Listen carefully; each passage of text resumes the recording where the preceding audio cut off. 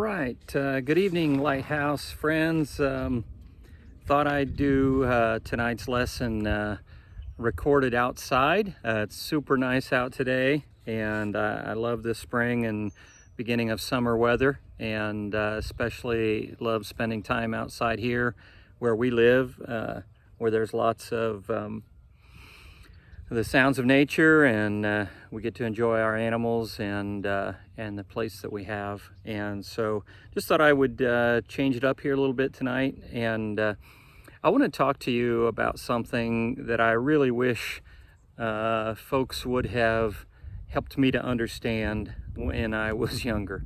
This was definitely an issue in my teen years and in my early 20s, and continues to be an issue even now as I'm 50. I think I'm a lot better at this than I used to be. In fact, I know I am. But it's something that's rarely talked about, and I want to talk to you tonight about how to be a great failer. Now, you probably won't find that word in the dictionary. I didn't say how to be a great failure, because I am a believer in the principle that failing does not make you a failure. Excuse me. Failing does not make you a failure. All of us, throughout our entire lives, will fail at things. We'll fail at relationships. We'll fail on jobs. We'll fail at all kinds of things. And especially for those of you that are graduating this year and are going to be moving on to a totally new season in your life of either college or your first real job, or maybe even getting married. I want to just give you some truth that I've learned and some of my own experience about this idea of being a great failure. The truth is, this is an art, and it's a thing that so many adults have not embraced and have not accepted, but it is definitely a key of life, and that is fully embracing the idea, the fact that you are going to make a ton of mistakes along the way. However long your journey is on this planet, in this part of eternity, it's going to have lots of failure. It's going to have lots of mistakes, and I've written 6 things that I'd like to share with you tonight, just about how to be a great failure. And so I want to talk to you about them. Before we talk about them, I want to read you a passage from Romans chapter 12. It's a chapter I like to read from the Bible, one of my favorites. But this from Romans 12:3 is a great verse that is the foundation for how to be a great failure. And Paul, who wrote this letter to the Romans, he says, "I'm speaking to you out of deep gratitude for all that God has given me, and especially as I have responsibilities in relation to you.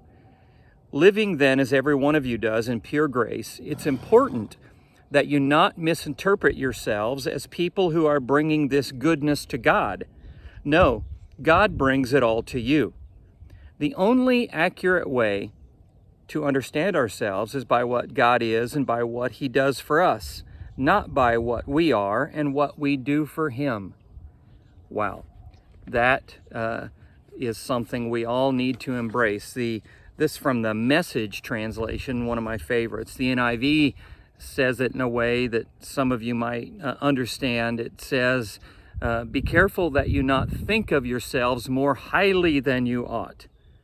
And to be honest, again, that is the foundational truth, the principle that needs to be accepted and embraced if you're going to be a great failure. And that is that you are not the center of the universe. You do not bring goodness to God. God brings goodness to you.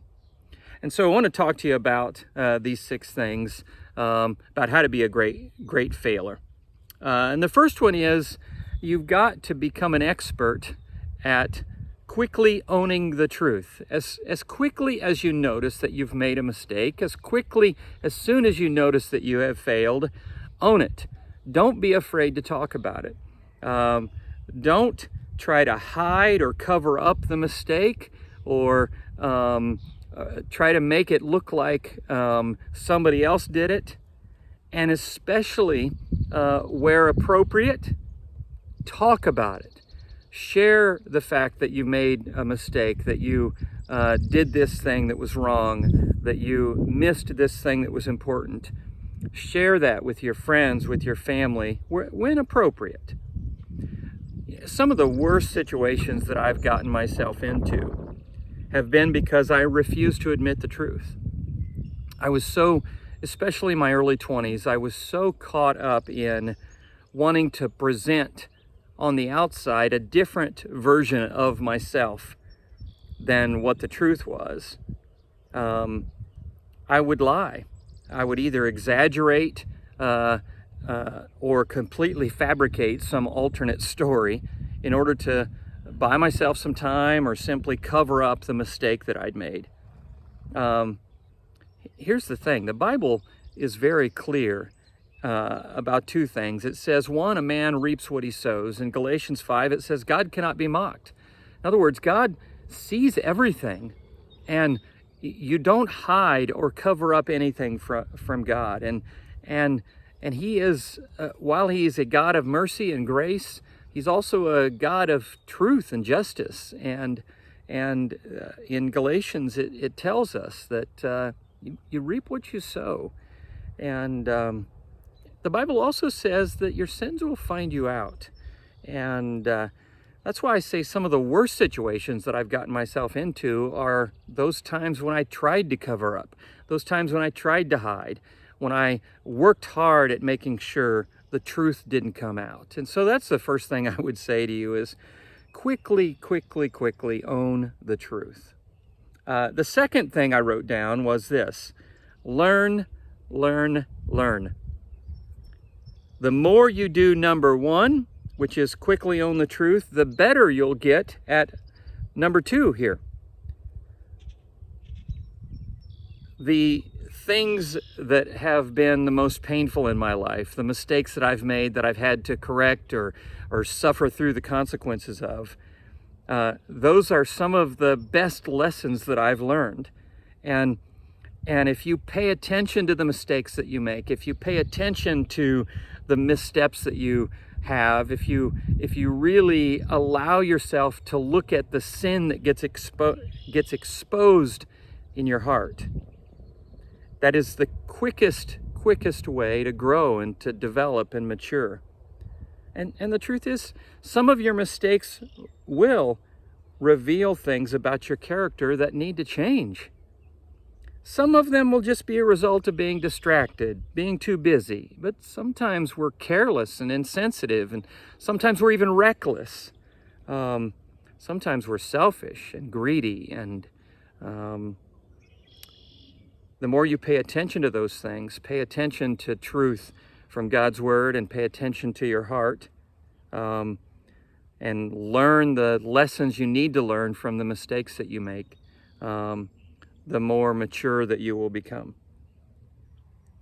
In light of that, and telling you that, learn, and quickly own the truth, I want to tell you about some mistakes that I've made. I wrote down some of my more spectacular failures that I'd like to share with you. And I've got hundreds. I've tried to write a lot of them down over the years because I've found that there's value in keeping track of them and in having them to be able to tell people about mistakes that I've made. So I want to share some with you tonight. A while ago, this was probably 15 plus years ago, I was all excited about buying my wife a brand new van, and had done a lot of research online, and had been saving for a while to be able to buy a van, and so I was ready to make that purchase and talk to her about it. It wasn't a surprise, and showed her the color options from the website, and ended up placing the order online. And the day that we showed up to pick up the vehicle, a very sober realization was had by myself. I discovered that the color on the screen was not a good representation of the real color of the vehicle. When we showed up to pick the vehicle up, while we were turning into the car lot, my wife, Yvonne, saw a new van sitting right there at the front, and she said, "That better not be my van." Oops, it definitely was her van. And I got to be honest, my wife is an incredible woman, incredibly forgiving and merciful. And on that day, thankfully, she did not throw a fit as the salesman walked us out to our brand new butane blue van. And she drove it happily for years. I think we owned that van for 8 or 9 years.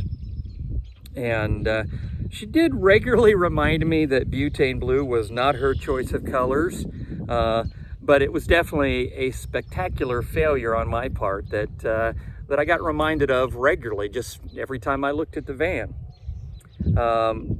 Now, there wasn't a lot of consequence to that choice, but it was still a mistake that I made. Another one, a lot more serious. I almost got fired from my position as a high school cross-country coach a few years ago. You see, I knowingly broke a rule from the IHSAA rule book. I thought I was close to the line on this specific rule, but I sincerely thought in my mind that my logic was reasonable and the specifics of the rule did not apply to me. In other words, I justified my behavior by basically saying I was special. And my choice resulted in our school receiving a penalty and receiving an official letter of reprimand for the school and for myself from the IHSAA commissioner, including a warning to me specifically that future infractions would receive more severe consequences. Oh, gotta tell you, that conversation and meeting with my friend, our athletic director, was not one I want to have to repeat. But thankfully, I owned that. I sent a very sincere, humble apology to the school, to the principal, and to the athletic director, and the season carried on, and there were no problems as a result of that. In fact, I'm actually planning on hanging that letter in my office at the Lighthouse, just as a way to talk to people about mistakes and failure. Here's another one that just was a result of some bad things that were hiding in my heart. Back in the day, this was back in the late 90s, early 2000s, I was doing some computer software work for a company up in Toronto on contract. So I was getting paid per hour. And for various reasons, honestly, I don't even remember, there were lots of folks on the project, but over the course of a few weeks, everybody except for me got removed from the project. No, I don't think anybody did anything wrong. I think it was just other projects happened, some circumstances changed in the lives of the other people that were involved. Regardless, it got to the point to where I was the only one on the project. And instead of continuing and finishing the project, I realized that this was my chance to make some extra money. And I went to a meeting with the guy that was in charge of the project and basically said, "Hey, now that I'm the only one left, if you want me to finish this project, you're going to need to pay me more." I really tried to strong arm them, and it was not good. And I got to be honest, the day of that meeting was my last day on that project, and they did get it done without me. And so that was another one of my spectacular failures. Just recently, here's another one. here on our Lighthouse building that we've been working on for now 3 years, one of the more expensive items that needed to be purchased were the doors. Because of the fire safety requirements of the building design, the doors were about $800 each, and we needed 10 of them. So $8,000 worth of doors, and we got multiple quotes on the doors, and Gary, one of my partners on our team, we reviewed each of the quotes in detail, knowing that they were coming from out of state and they were mostly a non-returnable item. They were going to be delivered by heavy truckload, semi-truck delivery, and yet when it came time to place the order, I missed a critical detail, and so half the doors were ordered wrong. And that would have been reasonable, and all right if it would have been caught the day they were delivered, and I could have called the company back and said, hey, I made a mistake, and maybe I would have paid for an extra delivery charge. But no, the mistake wasn't obvious until installation time. And after delivery, we got the doors and the frames painted, which now made them not returnable. And so this weekend, when the guys came to install the doors, within 10 minutes of looking at them, now these are professional guys, contractors, carpenters, they looked at me and said, did you mean to get doors that all swing in the same direction?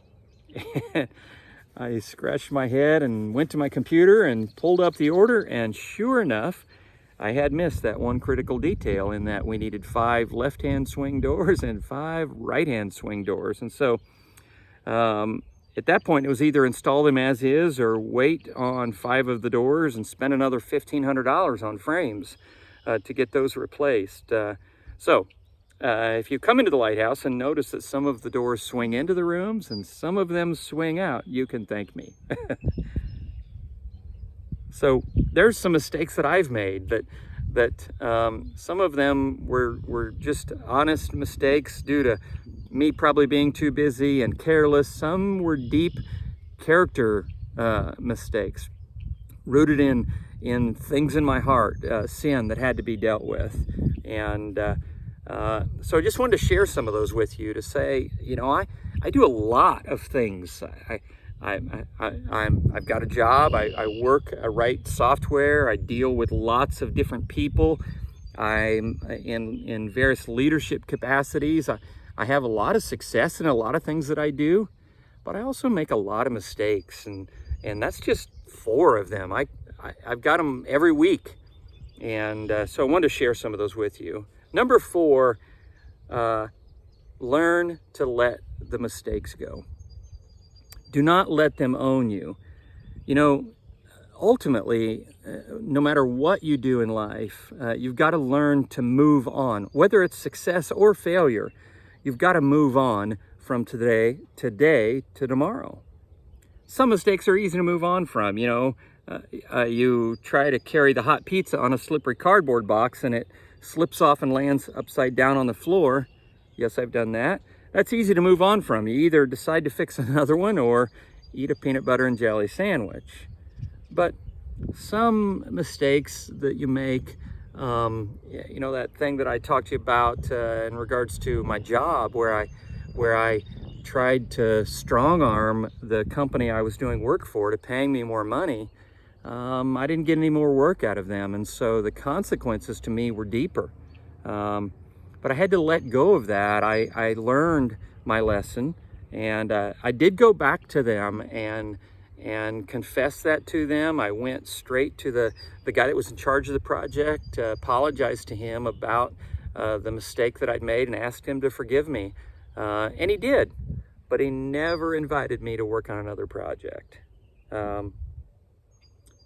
In regards to that idea of letting mistakes go and not letting them own you, something else to keep in mind is that your response and your level of patience with the recovery of the other person, if your mistake resulted in pain or wounding or suffering to somebody else, your response and patience with them should be proportional to the pain that you caused.